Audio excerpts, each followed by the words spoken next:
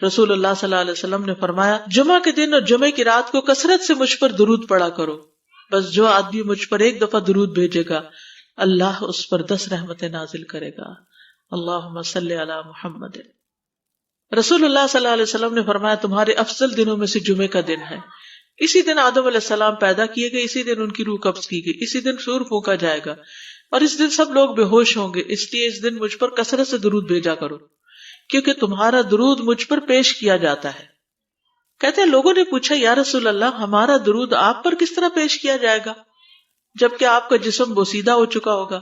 تو آپ نے فرمایا بے شک اللہ عز و جل نے انبیاء کے جسموں کو زمین پر حرام کر دیا ہے، یعنی فرشتوں کے ذریعے آپ تک درود پہنچایا جاتا ہے۔ انبیاء کے جسموں کو مٹی نہیں کھاتی، صحیح سلامت ہوتے ہیں ان کے جسم۔ سورۃ الکہف پڑھنا، نبی صلی اللہ علیہ وسلم نے فرمایا جو شخص جمعہ کے دن سورۃ الکہف پڑھتا ہے تو اس کے لیے دوسرے جمعے تک نور روشن رہتا ہے۔ غسل کرنا، ہر بالغ پر جمعہ کے لیے جانا ضروری ہے اور ہر وہ شخص جس پر جمعہ کے لیے جانا ضروری ہے اس پر غسل ہے، یعنی اس کو لازمی غسل کرنا چاہیے، اللہ یہ کہ کوئی مجبوری ہو۔ تو آپ اپنا اسکیجول اس طرح بنائیں نا کہ جیسے اگر آپ ہر روز نہاتے ہیں پھر تو کوئی مسئلہ نہیں، لیکن اگر آپ ایک دن چھوڑ کے ایک دن نہاتے ہیں تو آپ پھر اس طرح اسکیجول کریں کہ جیسے آپ منڈے کو نہائے، پھر وینسڈے کو نہائے، پھر جمعے کو نہائے، پھر آپ سیٹرڈے سنڈے اگر نہیں بھی نہاتے پھر منڈے، تو اس طرح آپ جمعے کو مس نہیں کریں گے۔ یہ نہیں کہ جمعرات کو نہا کے جمعہ کو چھوڑ دیا یا جمعہ چھوڑ کے ہفتے کو نہائے، ایسا نہیں کرنا چاہیے۔ علماء نے غسل کے حکم کے بارے میں اختلاف کیا، بعض تو کہتے ہیں یہ واجب ہے یعنی فرض کے درجے میں ہے، اور جمہور علماء یہ کہتے ہیں کہ مستحب ہے، پسندیدہ ہے، افضل عمل ہے۔ حدیث میں آتا ہے جس نے جمعے کے دن وضو کیا اس نے اچھا کیا اور جس نے غسل کیا تو یہ افضل ہے۔ صفائی میں مبالغہ ہوتی ہے نا، ویکلی صفائی آپ کو کرنی ہوتی ہے، یعنی جیسے ناخن وغیرہ کاٹتے ہیں یا پھر اپنے زائد بال وغیرہ اتارتے ہیں، تو یہ سب چیزیں اگر جمعے کے دن ہو تو زیادہ بہتر ہے۔ نبی صلی اللہ علیہ وسلم نے فرمایا جو شخص جمعے کے دن اچھی طرح غسل کرے، اچھی طرح سنوار کر وضو کرے، اپنے بہترین لباس میں سے پہنے، یعنی جمعے کے دن باقی دنوں کی نسبت اچھا لباس پہنے، اللہ نے اس کی قسمت میں گھر والوں کی جو خوشبو لکھی ہو وہ لگا لے، یعنی گھر میں جو بھی خوشبو ہے، پھر جمعہ پڑھنے آئے تو لغو کام نہ کرے، دو آدمیوں کے درمیان جدائی نہ کرے، یعنی دو لوگ بیٹھے ان کے بیچ میں گھس کے بیٹھ جائے۔ اس جمعے اور دوسرے جمعے کے درمیان کے پورے ہفتے کے گناہ معاف کر دیے جاتے ہیں۔ پھر مسواک کرنا، جمعے کی سنتیں بتاتے ہوئے آپ نے فرمایا اور تم پر مسواک کرنا لازم ہے۔ اچھا لباس پہننا، نبی صلی اللہ علیہ وسلم نے فرمایا اگر ممکن ہو تو جمعہ کے لیے اپنے کام کاج کے کپڑوں کے علاوہ 2 کپڑے اور بنا رکھنے میں کیا حرج ہے، اسپیشل ڈریس رکھے جو جمعے کو ہی پہن لے۔ خوشبو لگانا، یعنی خوشبو لگائے، حدیث میں آتا ہے چاہے وہ عورت کی خوشبو سے ہو، یعنی آپ کی اپنی نہیں، بیوی کی خوشبو پڑی ہو وہی لگا لو، لیکن لگاؤ۔ تیل لگانا، جو شخص جمعہ کے دن غسل کرے اور جس قدر ممکن ہو پاکیزگی حاصل کرے اور اپنے تیل میں سے تیل لگائے یا اپنے گھر کی خوشبو میں سے خوشبو لگائے، پھر نکلے کہ 2 آدمیوں کے درمیان تفریق نہ کرے، جتنی مقدرہ نماز پڑھ لے اور جب امام بات کرے تو خاموش رہے، اس جمعے سے لے کر دوسرے جمعے تک اس کے گناہ بخش دیے جاتے ہیں۔ جمعہ کا وقت، سورج ڈھلتے ہی جمعہ پڑھنا، سورج ڈھلتے ہی جمعہ پڑھنا، اول وقت جمعہ پڑھنا، بہت لیٹ نہیں کرنا چاہیے۔ ایاس بن سلمہ بن عقبہ اپنے والد سے روایت کرتے ہیں، انہوں نے کہا کہ ہم رسول اللہ صلی اللہ علیہ وسلم کے ساتھ جمعے کی نماز پڑھ کر واپس لوٹتے تھے تو دیواروں کا سایہ اتنا نہیں ہوتا تھا کہ ان سے اپنے آپ کو سایہ مہیا کیا جا سکے، یعنی ابھی سورج بہت تھوڑا ڈھلا ہوتا تھا۔ ہاں گرمی کی شدت میں تاخیر کی اجازت ہے۔ مسجد میں داخلہ، مسجد کی طرف جلدی نکلنا، تحیت المسجد ادا کرنا۔ عمر بن دینار کہتے ہیں انہوں نے جابر رضی اللہ عنہ کو کہتے ہوئے سنا کہ ایک شخص جمعہ کے دن مسجد میں داخل ہوا اس حال میں کہ نبی صلی اللہ علیہ وسلم خطبہ دے رہے تھے، تو آپ نے فرمایا کیا تم نے نماز پڑھی؟ اس نے کہا نہیں، تو آپ نے فرمایا کھڑے ہو 2 رکعتیں پڑھو۔ اب یہ بڑا اہم مسئلہ ہے، مسجد میں داخل ہو چاہے خطبہ ہو رہا ہو 2 رکعت پڑھے بغیر نہ بیٹھو، ٹھیک ہے؟ اور یہ کیا ہے؟ دراصل تحیت المسجد، یہ جمعے کی سنتیں نہیں ہیں، یہ کیا ہے؟ تحیت المسجد ہے، اور مختصر پڑھی جائیں، یعنی امام جب خطبہ دے رہا ہو تو چاہیے کہ 2 رکعتیں پڑھے اور دونوں میں اختصار کرے۔ نماز سے قبل ہلکا بنانے کی ممانعت، مثلا آپ جلدی چلے گئے تو یہ نہیں کہ ایک گروپ بنا کے آپس میں گپ شپ شروع کر دیں، نہیں، سیدھے ہی لائنوں میں بیٹھیے۔ انتظار کا وقت کیسے گزاریں گے؟ نفل پڑھ کے بیٹھ گئے، ذکر اذکار کریں، قبلے کی طرف رخ کر کے لائنوں میں بیٹھیں، حلقہ نہیں بنائیں، بیٹھ کے خرید و فروخت نہیں کریں، تاخیر سے آنے پہ گردنیں پھلانگ کے نہ آگے جائیں۔ رسول اللہ صلی اللہ علیہ وسلم نے فرمایا ٹیک لگا کے مت کھاؤ، یہ عام ایک ادب بتایا، یعنی اس طرح ٹیک لگا کے نہیں کھاؤ، کھانے کے وقت سیدھے ہو جاؤ۔ چھنے ہوئے آٹے کی روٹی نہ کھاؤ، میدا۔ مسجد میں کوئی جگہ مقرر نہ کرو کہ یہ میری جگہ ہے، آپ کیوں آج یہاں کھڑی ہو گئی، کہ تم اسی میں ہی نماز پڑھو۔ کچھ لوگ ہوتے ہیں نا، آ کے مخصوص جگہ ہی پڑھتے ہیں، اگر کوئی اور وہاں ہو جائے ڈسٹرب ہو جاتے ہیں۔ اور جمعہ کے دن لوگوں کی گردنیں نہ پھلانگو، ورنہ اللہ تمہیں قیامت کے دن لوگوں کے لیے پل بنا دے گا۔ کیونکہ بہت اذیت کی بات ہے نا، آپ بیٹھے ہیں لوگ باقاعدہ بعض اوقات کندھوں پہ ہاتھ رکھ کے اس کو تنگ کر اس کو تنگ کر، تو یہ نہیں کرنا چاہیے۔ اگر آپ کو اٹھنا بھی پڑ گیا بیچ میں تو واپسی پہ پیچھے کھڑے ہو جائیے، اگلی لائن مل جائے گی۔ جی یہ تو بہت ضروری بات آپ نے کی کہ جب لوگ مسجد آئے تو پہلی صف میں بیٹھے، یعنی پہلی چھوڑ کے آخری میں بیٹھ جائیں اور پھر لوگ ان کی گردنیں پلانگتے رہیں، دوسروں کے لیے فتنہ بننا۔ جابر بن عبداللہ رضی اللہ عنہ سے روایت ہے کہ جمعے کے دن رسول اللہ صلی اللہ علیہ وسلم خطبہ ارشاد فرما رہے تھے کہ ایک آدمی مسجد میں داخل ہوا، وہ قریب آ کر بیٹھنے کے لیے لوگوں کے اوپر سے گزرنے لگا۔ رسول اللہ صلی اللہ علیہ وسلم نے فرمایا بیٹھ جاؤ، تحقیق تم نے لوگوں کو تکلیف پہنچائی اور دیر سے آئے۔ یہ عربی کے الفاظ بڑے خوبصورت ہیں، اجلس فقد آذیت و آنیت، کتنی جامع زبان ہے یہ، اجلس فقط آذیت، تو نے اذیت دی، و آنیت، اور دیر سے آئے۔ ہاں تو اس سے منع کیا گیا۔ کسی کو اس کی جگہ سے نہ اٹھانا۔ جابر رضی اللہ عنہ نبی صلی اللہ علیہ وسلم سے روایت کرتے ہیں، آپ نے فرمایا تم میں سے کوئی شخص جمعہ کے دن اپنے بھائی کو کھڑا نہ کرے کہ پھر دوسری طرف سے آ کر اس کی جگہ پہ خود بیٹھ جائے، بلکہ جو آئے وہ کہے جگہ کشادہ کرو، ہمارے لیے بھی جگہ بناؤ، یہ کہے۔ خطبہ جمعہ اور اس کے آداب۔ خطبہ جمعہ کی اہمیت، جب اذان ہو جائے تو کیا کرے انسان؟ مسجد کی طرف دوڑ پڑے۔ تو مسجد میں جماعت تو نہیں ہو رہی ہوگی، پہلے کیا ہو رہا ہوگا؟ خطبہ ہو رہا ہوگا۔ امام کا خطبے سے پہلے سلام کرنا۔ نبی صلی اللہ علیہ وسلم جب ممبر پر چڑھتے تو حاضرین کو السلام علیکم کہتے۔ امام کا کھڑے ہو کر خطبہ دینا۔ رسول اللہ صلی اللہ علیہ وسلم کھڑے ہو کر خطبہ دیتے، پھر بیٹھ جاتے، پھر کھڑے ہوتے اور کھڑے ہو کر خطبہ دیتے، یعنی بیچ میں تھوڑا سا بیٹھ بھی جاتے تھے۔ جس نے تمہیں یہ خبر دی کہ آپ بیٹھ کر خطبہ دیتے تھے تو تحقیق اس نے جھوٹ بولا، بس یقیناً اللہ کی قسم میں نے آپ کے ساتھ 2000 سے زائد نمازیں پڑھی ہیں، یعنی جن میں بہت سے جمعے بھی آئے ہیں، تو ایسا کچھ نہیں۔ امام کو 2 خطبے دینا، یعنی کھڑے تھے پہلے، پھر ذرا بیٹھ گئے، پھر دوسری دفعہ اٹھے تو یہ 2 خطبے ہو گئے۔ مختصر خطبہ دینا۔ آپ کے خطبات چند کلمات ہوا کرتے تھے، بہت لمبی تقریریں نہیں، آپ کا خطبہ درمیانہ ہوتا تھا۔ نبی صلی اللہ علیہ وسلم نے فرمایا آدمی کا نماز کو لمبا کرنا اور خطبے کو مختصر کرنا اس کی سمجھداری کی علامت ہے۔ بس نماز لمبی کرو اور خطبہ مختصر کرو، کیونکہ بعض بیان جادو جیسا اثر رکھتے ہیں، یعنی تھوڑے بھی بات کرو گے تو دل میں چلی جائے گی۔ نماز پہ زیادہ توجہ۔ نبی صلی اللہ علیہ وسلم کا خطبے میں سورۃ قاف پڑھنا۔ حارثہ بن نعمان کی بیٹی سے روایت ہے، کہتی ہے کہ میں نے سورۃ قاف رسول اللہ صلی اللہ علیہ وسلم سے سن کر حفظ کر لی۔ آپ ہر جمعے کو خطبے میں پڑھا کرتے تھے۔ سامعین کا امام کی طرف رخ کرنا، یعنی جمعے کے دن یہ نہیں کہ آپ کرسی لگا کے کسی اور طرف منہ کر کے بیٹھ جائیں اور جب جماعت ہو تو پھر صف میں کھڑے، نہیں، آپ صف میں بیٹھے ہو، کس طرف منہ ہو؟ قبلہ رخ ہو، امام سامنے ہی ہوگا نا قبلے کی طرف۔ ایک صحابی کہتے کہ جب آپ ممبر پہ چڑھتے تو ہم اپنے چہروں کے ساتھ آپ کی طرف متوجہ ہوتے، ادھر ادھر نہیں دیکھتے تھے خطبے کے دوران۔ امام کے قریب بیٹھنا۔ اللہ کے نبی صلی اللہ علیہ وسلم نے فرمایا ذکر میں حاضر ہوا کرو، یعنی خطبہ میں، اور امام کے قریب بیٹھا کرو، بے شک آدمی دور ہوتا رہتا ہے حتیٰ کہ وہ جنت میں بھی پیچھے ہی ہوگا اگرچہ وہ اس میں داخل بھی ہو جائے۔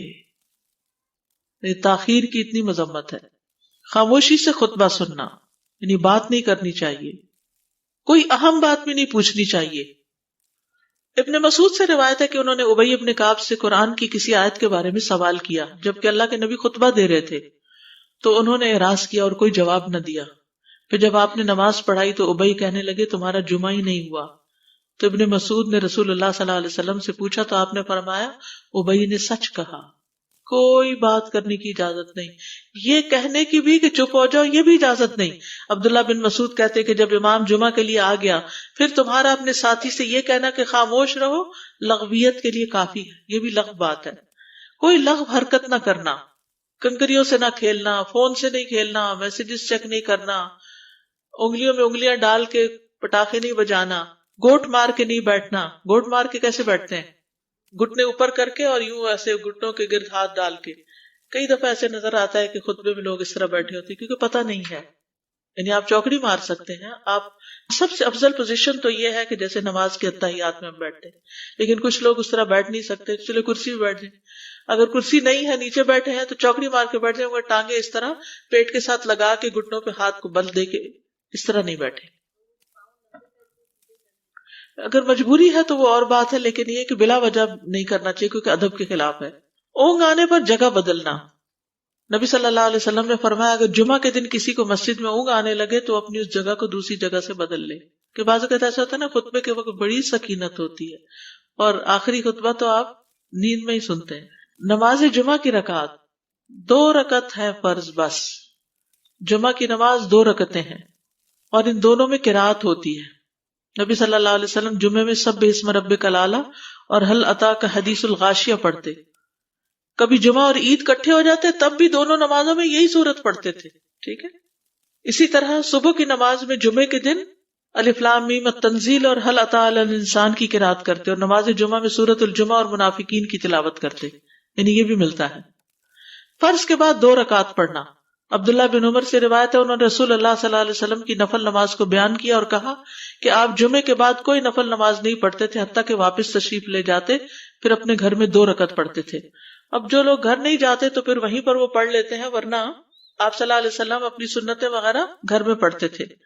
اور اسی طرح 4 بھی پڑھی جا سکتی، 2 بھی ہیں 4 بھی ہیں. آپ صلی اللہ علیہ وسلم نے فرمایا جب تم میں سے کوئی جمعہ پڑھ چکے تو اس کے بعد 4 رکعتیں پڑھے. یہ آپ کا حکم ہے. تو جب آپ کا 2 چیزیں ہوتی ہیں سمجھنے کے لیے، ایک آپ کا فعل ہوتا ہے اور ایک آپ کا حکم ہوتا ہے. تو ہمارے لیے کیا ہے جو آپ کا حکم ہو. جمعے کے بعد کوئی اور نماز پڑھنے سے پہلے گفتگو کرنا، یعنی سنت پڑھنے سے پہلے گفتگو کرنا. اسما بن مالک سے مرفوعاً روایت ہے کہ جب تم میں سے کوئی آدمی جمعہ کی نماز پڑھے تو اس کے بعد اس وقت تک کوئی نماز ادا نہ کرے جب تک کسی سے کلام نہ کرے یا اس جگہ سے نکل نہ جائے. پہلے منع تھا، اب کوئی نہ کوئی بات کر لینی چاہیے. نہیں سمجھ آئی؟ یعنی جمعہ پڑھ لیا آپ نے اور پھر کسی سے آپ سلام دعا کر لیں، اس کے بعد سنت پڑھیں یا نفل جو بھی. ٹھیک ہے. اور گھر جانا ہے تو گھر جا کے پڑھیں، اور اگر گھر نہیں جانا، کام پہ جانا ہے تو ادھر ہی پڑھ کے چلے جائیں. کتنا پیارا ہے ہمارا دین کہ اتنا لمبا بھی چپ کا روزہ نہیں رکھوایا. بالکل. عاصم سے روایت ہے، وہ ابو قلابہ سے نقل کرتے ہیں میں نے ان کے ساتھ جمعہ کی نماز پڑھی. جب میں نے اپنی نماز پوری کر لی انہوں نے میرے ہاتھ کو پکڑا اور میری جگہ پر کھڑے ہوئے اور مجھے اپنی جگہ پہ کھڑا کیا. وہ جو ہم چینج کرتے ہیں نا جگہ، وہ اس کی بات ہو رہی ہے. یعنی جمعے کے بعد کوئی اور نماز پڑھنے سے پہلے بات بھی کر لینا، جگہ بھی تبدیل کرنا. لیکن اگر کچھ لوگ پہلے سے ہی آپ کی سنتیں شروع کر چکے اور کوئی چینج کرنے والا نہیں تو پھر پڑھ لیجئے. یعنی یہ مستحب اعمال ہے، ان میں ایسا نہیں کہ کوئی گناہ لازم ہو جائے گا، لیکن افضل یہ ہے، افضل سے اجر زیادہ ہو جاتا ہے. جمعہ کے دیگر احکام. 1 رکعت پانے پر بھی جمعہ ادا ہو جاتا ہے. یعنی اگر کسی کو رش مل گیا، پارکنگ نہیں ملی اور 1 رکعت میں بھی پہنچ گیا تو جمعہ ہو گیا. امام سے دعا کا کہنا. انس کہتے ہیں کہ ایک سال نبی صلی اللہ علیہ وسلم کے عہد میں لوگ قحط میں مبتلا ہوئے. جمعہ کے دن میں نبی صلی اللہ علیہ وسلم کے خطبہ پڑھنے کے دوران میں ایک اعرابی کھڑا ہو گیا. کہا یا رسول اللہ، مال تباہ ہو گئے، بچے بھوکے مرنے لگے، اس لیے آپ اللہ سے ہمارے حق میں دعا کیجیے. آپ نے اپنے دونوں ہاتھ اٹھائے. اس وقت آسمان پر بادل کا ایک ٹکڑا بھی نہیں تھا.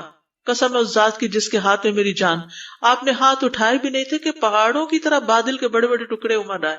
یہ معجزہ ہے آپ کا. آپ کی دعا قبول ہو گئی. پھر آپ ممبر سے ابھی اترے نہیں تھے کہ میں نے آپ کی داڑھی پر بارش کے قطروں کو ٹپکتے ہوئے دیکھا. اس دن خوب بارش ہوئی. پھر دوسرے دن، تیسرے، چوتھے، حتیٰ کہ دوسرے جمعے تک سلسلہ جاری رہا. دوسرے جمعے وہی عرابی یا کوئی اور کھڑا ہو گیا اور کہا یا رسول اللہ، چھتیں گر گئی، مال ڈوب گیا، اس لیے آپ ہمارے لیے اللہ سے دعا کیجیے. چنانچہ آپ نے اپنے دونوں ہاتھ اٹھائے اور فرمایا اے میرے اللہ، ہمارے ارد گرد برسا، ہم پر نہ برسا. اور بدلی کے جس طرف اشارہ کرتے وہ بدلی ہٹتی جاتی اور مدینہ ایک حوض کی طرح ہو گیا. وادی کنات 1 مہینے تک بہتا رہا. جو شخص بھی کسی علاقے سے آتا تو اس پر بارش کا حال بیان کرتا. جیسے ہوتا ہے نا کوئی فلڈ آ جائے، کچھ ہریکین، تو پھر ہر کوئی موضوع گفتگو ہو جاتا ہے. جمعہ کے بعد قیلولہ کرنا. انس کہتے ہیں کہ ہم لوگ جمعہ کے دن سویرے نکلتے اور جمعہ کی نماز کے بعد قیلولہ کرتے تھے، جمعہ کے بعد کھانا کھانا. سہل کہتے ہیں کہ ہم نہ تو قیلولہ کرتے نہ دوپہر کا کھانا کھاتے مگر جمعے کے بعد. لنچ کب ہے؟ جمعے کے بعد. جمعے کو قیام و سیام کے لیے خاص کرنے کی ممانعت ہے، یعنی اس دن کی رات کو شب جمعہ منانا کہ اس رات پوری عبادت کریں گے، یہ سنت سے ثابت نہیں. ٹھیک ہے. اور دن کو روزے کے لیے خاص کرنا یہ بھی سنت سے ثابت نہیں، الا یہ کہ کوئی معمول کا روزہ رکھتا ہے، ایام 20 کا روزہ ہے تو وہ اور بات ہے. ابو ہریرہ سے روایت ہے کہ میں نے رسول اللہ صلی اللہ علیہ وسلم کو فرماتے ہوئے سنا، تم میں سے کوئی شخص جمعہ کے دن روزہ نہ رکھے مگر یہ کہ اس کے ایک دن پہلے یا اس کے بعد کا دن ملا کر روزہ رکھے. جمعہ کے دن خرید و فروخت کی ممانعت ہے. جمعہ کے دن جب نماز کے لیے پکارا جائے تو اس وقت اللہ نے خرید و فروخت سے منع کیا ہے. وَذَرُوا الْبَيْعَ، اس دن کاروبار حرام ہے. اور یہ جمعے کی دوسری اذان کے ساتھ تعلق رکھتا ہے، یعنی صبح صبح کام کر سکتے ہیں لیکن اذان ہوتے ہی چھوڑ دیں، اور جب پھر جمعہ سے فارغ ہو جائے تو دوبارہ دکان پہ جا کے بیٹھ جائیں. جابر بن عبداللہ کہتے ہیں کہ نبی صلی اللہ علیہ وسلم جمعہ کے دن خطبہ ارشاد فرما رہے تھے کہ مدینہ میں ایک تجارتی قافلہ آیا. رسول اللہ صلی اللہ علیہ وسلم کے صحابہ اس کی طرف لپک پڑے اور آپ کے پاس مسجد میں صرف 12 آدمی بچے. تو رسول اللہ صلی اللہ علیہ وسلم نے یہ صورت دیکھ کر فرمایا، اس ذات کی قسم جس کے ہاتھ میں میری جان ہے، اگر تم سارے کے سارے چلے جاتے اور کوئی بھی باقی نہ بچتا تو اس وادی میں آگ بہہ پڑتی. یعنی اتنا بڑا جرم ہے یہ. پھر یہ آیت نازل ہوئی، وَإِذَا رَأَوْا تِجَارَةً أَوْ لَهْوًا انفضوا إِلَيْهَا وَتَرَكُوكَ قَائِمًا، جب وہ کوئی سودا بکتا دیکھیں یا کوئی تماشا نظر آ جائے تو اس کی طرف دوڑ جاتے ہیں اور آپ کو کھڑا ہی چھوڑ دیتے ہیں. راوی کہتے ہیں جو 12 آدمی رسول اللہ صلی اللہ علیہ وسلم کے ساتھ رہے ان میں ابو بکر اور عمر رضی اللہ عنہ بھی شامل تھے. جمعے کے دن قبولیت کی گھڑی ہوتی ہے، اس وقت اللہ سے بھلائی مانگنی چاہیے. رسول اللہ صلی اللہ علیہ وسلم نے فرمایا، جمعے کے دن میں ایک گھڑی ایسی ہے کہ کوئی مسلمان اللہ سے کسی خیر کا سوال کرتے ہوئے اس کی موافقت نہیں کرتا مگر اللہ اسے وہی خیر عطا کر دیتا ہے. فرمایا یہ ایک چھوٹی سی گھڑی تھوڑی دیر کے لیے ہوتی ہے اور یہ ہر جمعے کو ہوتی ہے. ٹھیک ہے. اور خصوصاً نماز میں بھی اگر کوئی دعا کر رہا ہوتا ہے نا انسان تو وہ بھی قبول ہو جاتی ہے. نماز میں دعا کہاں ہوتی ہے؟ شروع میں ہوتی ہے، رکوع میں ہوتی ہے، سجدے میں ہوتی ہے، تشہد میں ہوتی ہیں. تو اگر یعنی جمعہ پڑھ رہے ہیں اور بیچ میں دعائیں آ گئی ہیں تو ہو سکتا ہے وہی گھڑی آ گئی ہو اور آپ کی دعا قبول ہو جائے. اور یہ تورات میں بھی اس کا ذکر تھا. ابو ہریرہ رضی اللہ عنہ کہتے ہیں کہ رسول اللہ صلی اللہ علیہ وسلم نے فرمایا، بہترین دن جس میں سورج طلوع ہوتا ہے جمعہ کا دن ہے. اس دن میں ایک گھڑی ایسی ہے کہ نماز کی حالت میں اگر کوئی مسلمان بندہ اللہ عز و جل سے کچھ طلب کرے تو وہ اس کو ضرور دیتا ہے. کعب نے کہا ایسا سال میں ایک مرتبہ ہوتا ہے؟ تو میں نے کہا نہیں بلکہ ہر جمعہ کو ہوتا ہے. کہتے ہیں پھر کعب نے تورات پڑھی تو کہا نبی صلی اللہ علیہ وسلم نے سچ فرمایا. ابو ہریرہ رضی اللہ عنہ کہتے ہیں کہ میں بعد میں عبداللہ بن سلام سے ملا اور ان سے اپنی اور کعب کی مجلس کا بتایا تو عبداللہ بن سلام رضی اللہ عنہ نے کہا میں جانتا ہوں وہ گھڑی کب آتی ہے. ابو ہریرہ نے کہا مجھے بھی بتائیے. انہوں نے کہا وہ جمعہ کے دن میں آخری گھڑی ہے. میں نے کہا یہ جمعے کے دن کی آخری گھڑی کیسے ہو سکتی ہے؟ حالانکہ رسول اللہ صلی اللہ علیہ وسلم نے فرمایا جو مسلمان بندہ اس کو نماز پڑھتے ہوئے پائے. اس وقت میں کوئی نماز نہیں پڑھی جاتی. تو عبداللہ بن سلام نے کہا کیا رسول اللہ صلی اللہ علیہ وسلم نے یہ نہیں فرمایا جو شخص نماز کے انتظار میں بیٹھا رہے وہ گویا نماز ہی کی حالت میں ہے حتیٰ کہ نماز پڑھ لے؟ کہتے ہیں میں نے کہا ہاں. تو انہوں نے کہا بس یہی ہے، یعنی اس وقت کیا کرنا چاہیے؟ آخری گھڑی میں وضو وغیرہ کر کے مغرب کی نماز کے انتظار میں بیٹھ کے دعائیں کریں، اذان ہو تو نماز پڑھ لیں. عصر کے بعد سے مغرب تک کا وقت ہے. انس بن مالک سے روایت ہے کہ نبی صلی اللہ علیہ وسلم نے فرمایا جمعہ کے دن اس گھڑی کو جس میں دعا کی قبولیت کی امید کی جاتی ہے عصر سے لے کر سورج ڈوبنے تک کے درمیان تلاش کرو اور دن کی آخری گھڑی ہے. تو اللہ سبحانہ وتعالی ہمیں اس دن کی برکتوں سے فائدہ اٹھانے کی توفیق عطا فرمائے.